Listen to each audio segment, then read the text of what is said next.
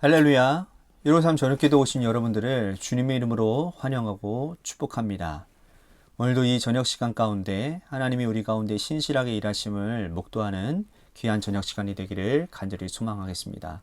먼저 하나님의 말씀 보도록 합니다. 히브리서 1장 1절에서 5절 말씀까지 보겠습니다. 히브리서 1장 1절에서 5절 말씀입니다. 우리 같이 한 목소리로 다 함께 봉독하도록 하겠습니다.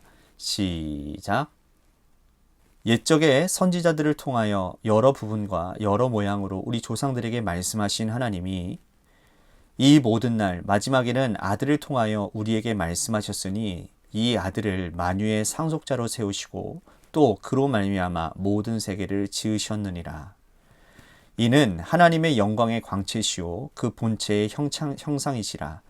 그의 능력의 말씀으로 만물을 붙드시며 죄를 정결하게 하는 일을 하시고 높은 곳에 계신 지극히 크신 이의 우편에 앉으셨느니라. 그가 천사보다 훨씬 뛰어남은 그들보다 더욱 아름다운 이름을 기업으로 얻으심이니 하나님께서 어느 때의 천사 중 누구에게 너는 내 아들이라 오늘 내가 너를 낳았도다 하셨으며 또 다시 나는 그에게 아버지가 되고 그는 내게 아들이 되라 하셨느냐. 아멘. 인생을 살아가는 데 있어서요, 누구나 다 고난이 찾아오게 되어 있습니다. 그러나 고난을 이기는 특별한 방법은 존재하지 않는 것 같아요. 우리에게 찾아오는 이 고난의 큰 파도가 인생을 덮쳤을 때 우리는 견딜 수밖에 없다라는 그런 생각을 많이 하게 됩니다. 그렇죠? 고난의 큰 파도를 견디고 이겨내면 그 이후에 다시 찾아오게 될 평안을 바라보며 믿음 가지고 견디는 것. 어떻게 보면 믿음의 싸움은 견딤과 인내의 싸움이 아니겠는가라는 그런 생각을 해보게 됩니다. 그런데 더 중요한 것은 뭐냐면 이 고난을 견뎌내는 방식이라는 거예요. 어떤 식으로 견뎌내냐에 따라서 이 고난을 극복하는 이후의 삶의 내용과 질이 달라지기 때문입니다. 어떤 이는 고난을 견딜 때 이렇게 해보라 저렇게 해보라 하지만 우리 그리스도인들은 고난을 먼저 견뎌내신 분을 찾아가야 합니다. 그래서 어떻게 이 고난을 잘 견디고 승리하였는지를 물어봐야 되는 거예요. 동시에 나와 함께 같은 시대를 살며 비슷한 고난을 겪고 있는 사람들을 만나고 또 그들과 함께 그 마음을 가지고 연대하며 동역해야 된다는 거죠. 그래서 교회 공동체가 참 중요한 것 같습니다.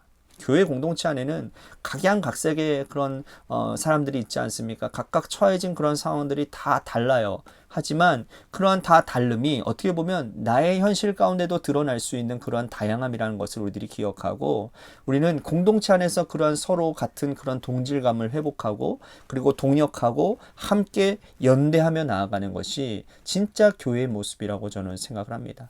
그러면 이 교회는 그러한 위로함과 또한 그러한 함께 사랑함이 서로 연합함이 정말로 이 세상을 이겨내는 놀라운 역사의 그러한 귀한 도구가 우리 관악교회 공동체가 아닐까 저는 생각을 해봅니다. 그런 교회가 될 수 있기를 저도 또한 여러분들도 함께 노력하기를 원합니다. 자, 오늘 우리 그리스도인들보다 먼저 고난받고 승리하신 분을 우리들이 좀 먼저 보려고 합니다. 그분은 바로 예수 그리스도예요. 우리의 인생이 받는 고난을 가장 많이 알고 계시고 또 우리가 겪는 고난을 친히 체휼하신 분 바로 주 예수 그리스도 한 분밖에 없습니다.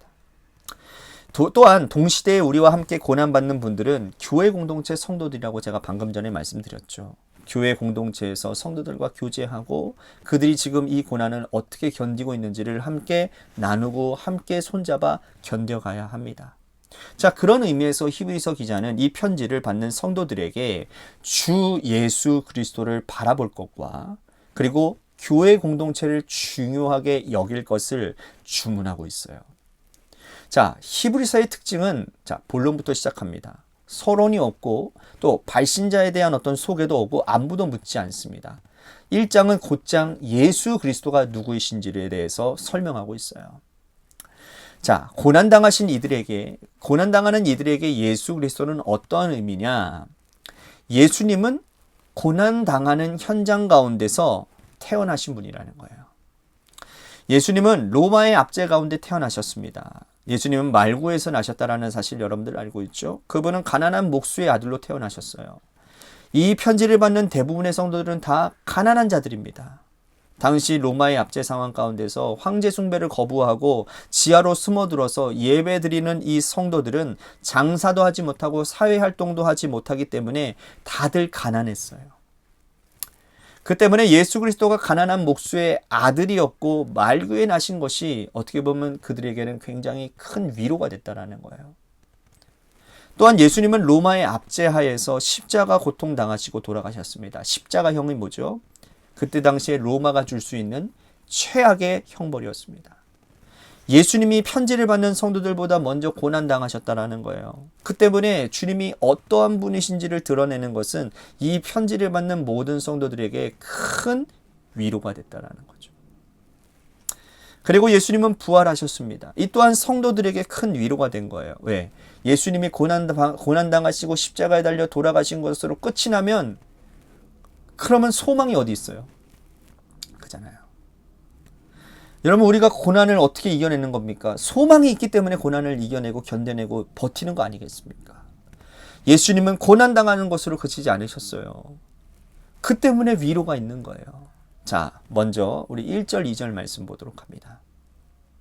옛적의 선지자들을 통하여 여러 부분과 여러 모양으로 우리 조상들에게 말씀하신 하나님이 이 모든 날, 마지막 날에 아들을 통하여 우리에게 말씀하셨으니 이 아들을 만유의 상속자로 세우시고 또 그로 말미암아 모든 세계를 지으셨느니라. 하나님은 구약시대에 여러 선지자를 통해서 말씀하셨습니다. 그러나 신약시대, 특히 고난받고 있는 이 시대에는 예수 그리스도를 통해서 말씀하신 거예요. 사람들은 고난의 시기에 하나님을 보여달라고 말했습니다. 출애굽 이전에 노예로 살던 그 이스라엘 백성들은 하나님을 만나고 싶다고 아우성쳤습니다. 예수님의 제자 빌립은 하나님을 만나고 싶다고 말을 했어요. 그러나 요한복음 14장에서 주님은 빌립에게 나를 본 자가 하나님을 보았다라고 말을 합니다. 우리가 지금 어려움을 겪고 있다면 하나님을 원망하는 마음이 생길 수도 있습니다. 왜 없겠습니까? 하나님이 살아계시다면 왜 나를 여기까지 내버려 두시냐고 원망할 수도 있습니다. 원망 자체가 문제가 되는 게 아니에요. 원망할 수 있어요. 그러나 원망으로 끝나는 것이 문제라는 겁니다. 원망으로 끝나서는 안 되는 거예요. 오늘 말씀처럼 아들을 통하여 이미 우리에게 고난을 극복할 수 있는 법을 가르쳐 주셨다라는 사실을 우리는 기억해야 돼요.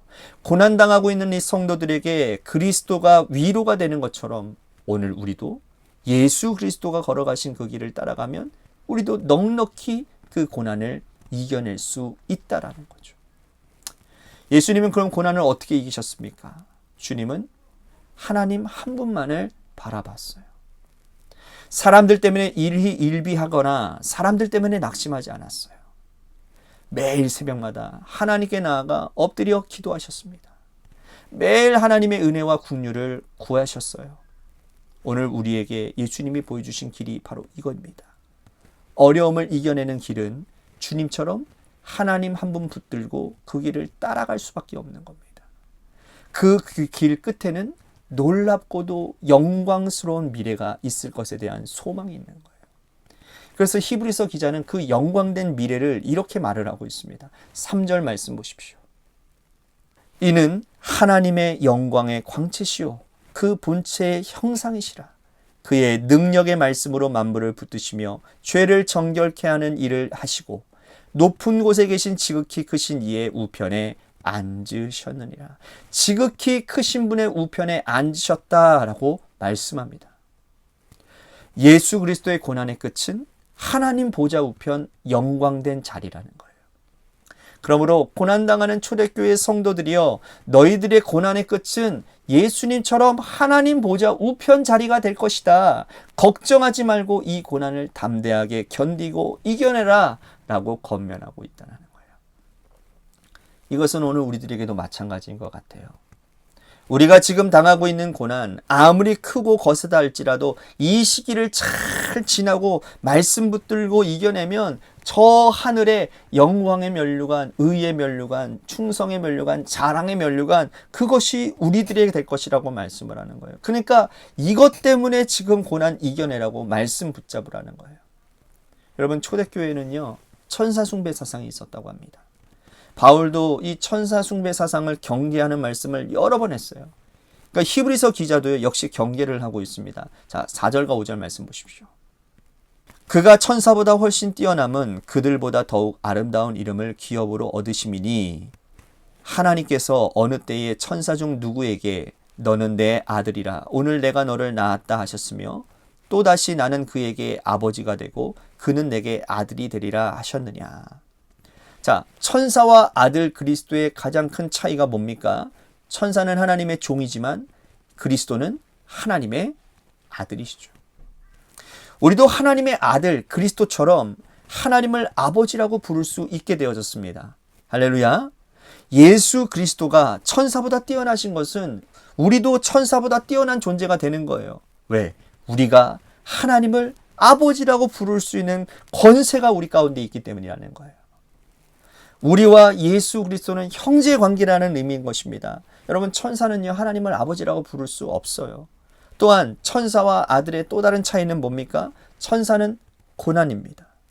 아들은 고난을 받지만 천사는 고난을 받지 않아요. 우리도 아들을 본받아서 고난당하고 있으나 천사는 고난당하지 않습니다.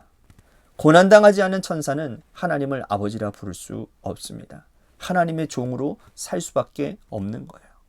그의 사역자로 살지만 고난당한 아들, 고난당한 성도는 하나님을 아버지라 부를 수 있는 자격이 있어요. 이거 얼마나 위대한 특권입니까?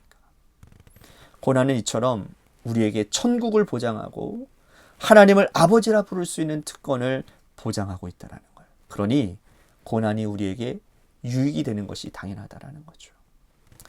오늘도 원치 않는 고난이 닥쳐오고 있고 지금도 고난 가운데 있는 우리 성도들이 있을 겁니다. 그때마다 기억하세요. 이 고난을 이겨내면 천국 보좌 우편이 내 것이 될 것이고 고난당하는 우리는 하나님을 아버지라 부를 수 있는 특권을 가진 존재라는 사실을 우리들이 기억하면서 이 고난의 기기를 이 소망 가운데 두고 능히 견뎌내며 극복해 나가시는 저와 여러분들의 삶이 되시기를 주님의 이름으로 간절히 축복하겠습니다.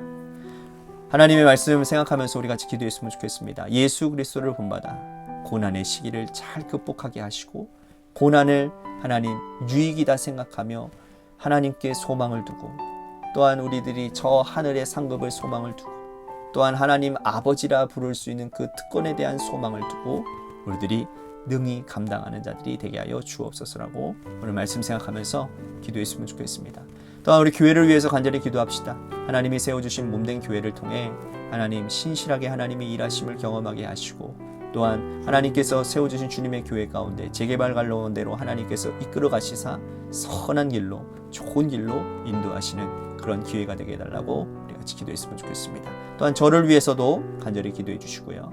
또한 여러분들의 삶의 자리와 여러분들의 자녀들을 위해서 이 시간 기도하시며 나아가겠습니다. 노래 끝날 때까지 우리 같이 합심하여 기도하도록 하겠습니다. 기도하시겠습니다.